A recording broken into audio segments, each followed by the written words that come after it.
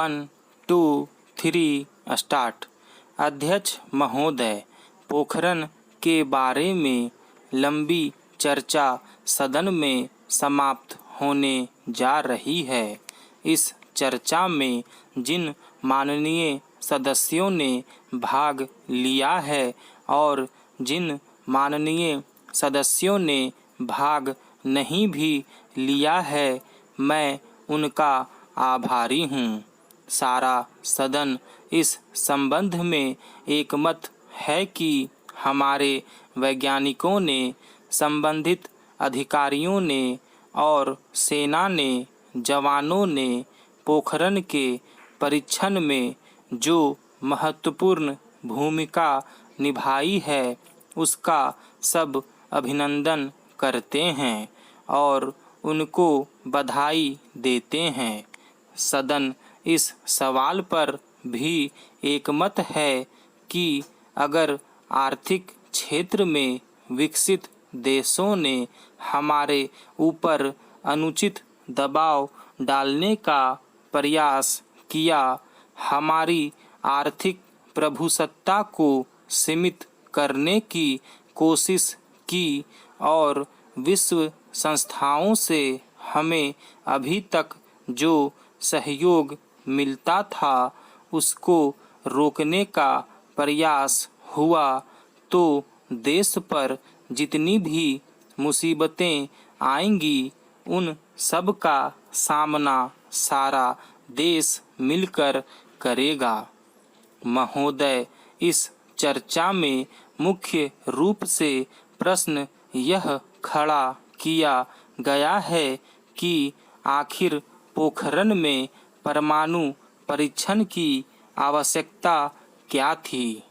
मैं यहाँ पर एक बात का उल्लेख करना चाहूँगा। 1974 में जब पहली बार परमाणु परीक्षण किया गया था, उस समय जो बातें मैंने कही और आज जो बातें कहने जा रहा हूँ उनमें कोई अंतर नहीं है। उस समय की सरकार ने परीक्षण की इजाज़त दी थी और सारे देश ने उसका स्वागत किया था। उनका निर्णय कोई सामूहिक निर्णय नहीं था। उनका निर्णय प्रतिपक्ष से विचार विनिमय करने के बाद किया गया हो ऐसा निर्णय नहीं था, लेकिन उनका निर्णय सही था और देश की रक्षा के लिए था। मुझे याद है उस समय जब सदन में चर्चा हुई थी, उसका जवाब उस समय के प्रधानमंत्री ने नहीं दिया था, बल्कि सरकार की ओर से मंत्रिमंडल के एक अन्य मंत्री ने जवाब दिया था। कुछ माननीय सदस्यों ने कहा कि भारत ने परीक्षण किया और इसके जवाब में पड़ोसी देश ने भी परीक्षण किया। मैं एक बात माननीय सदस्यों से पूछना चाहता हूँ, क्या यह परमाणु परीक्षण अल्प समय में संभव है? सदन में परमाणु परीक्षण से परिचित लोग भी बैठे हुए हैं। क्या कोई देश अल्प समय में परमाणु परीक्षण की तैयारी कर सकता है? मैं सदन को बताना चाहता हूँ कि मैंने एक दिन में आकर फैसला कर दिया और परीक्षण हो गया। ऐसा नहीं हुआ है। जैसा मैंने पहले कहा था, आज मैं फिर उसे दोहराना चाहता हूँ। इसके पीछे 50 साल का परिश्रम, हमारे वैज्ञानिकों का प्रयास और हमारे जवानों की मेहनत है। उनके मन में एक ही भावना थी और एक ही भावना है कि देश की रक्षा होनी चाहिए, देश का सम्मान बढ़ना चाहिए।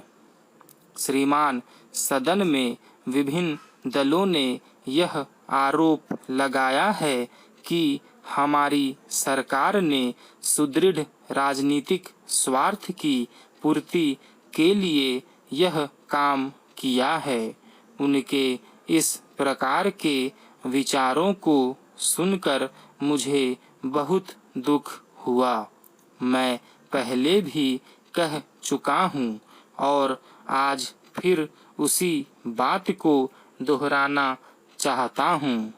मैं 40 साल विपक्ष के नेता की हैसियत से रहा हूँ और मेरी भूमिका की प्रशंसा होती रही है और कहा जाता है कि मैंने देश हित में अपने दल के स्वार्थ को आड़े नहीं आने दिया और देश के व्यापक स्वार्थ को अधिक महत्व दिया।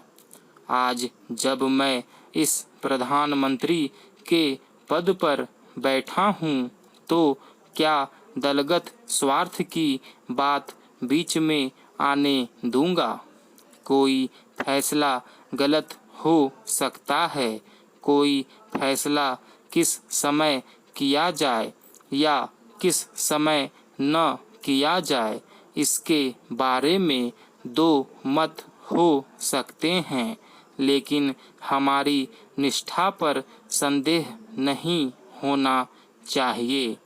जैसा मैंने कहा, 1974 में जब पहली बार परमाणु परीक्षण किया गया तो उस वक्त देश ने यह नहीं पूछा कि वह कदम क्यों उठाया गया, क्योंकि वह एक ठीक कदम था और उस निर्णय में हम लोग भी शामिल थे।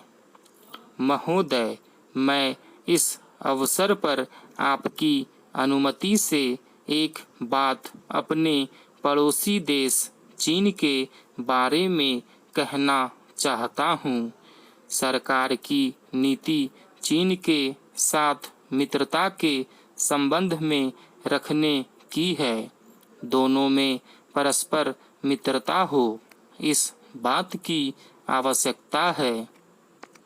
इसमें भी दो मत नहीं है कि दोनों देशों के बीच सीमा को लेकर कुछ चिंता की बातें जरूर है, लेकिन सीमा पर शांति है। हम बातचीत के द्वारा सीमा के विवाद को हल करना चाहते हैं। जरूरत इस बात की है कि चीन हमारी चिंताओं पर ध्यान दे। दोनों देश मिलकर विश्व के विकास की दिशा में सहयोग करे। यह विचार केवल दोनों के ही हित में नहीं है, बल्कि एशिया के हित में भी है और सारी दुनिया के हित में है। इस बात से विश्व के देश भी परिचित हैं कि भारत देश की नीति मित्रता की नीति है और इस भूखंड में शांति बनाए रखने की है। श्रीमान, पोखरण चर्चा में सदस्यों द्वारा दिए गए सुझावों पर सरकार विचार करेगी। इस विचार के साथ मैं अपनी बात समाप्त करता हूँ। स्टॉप।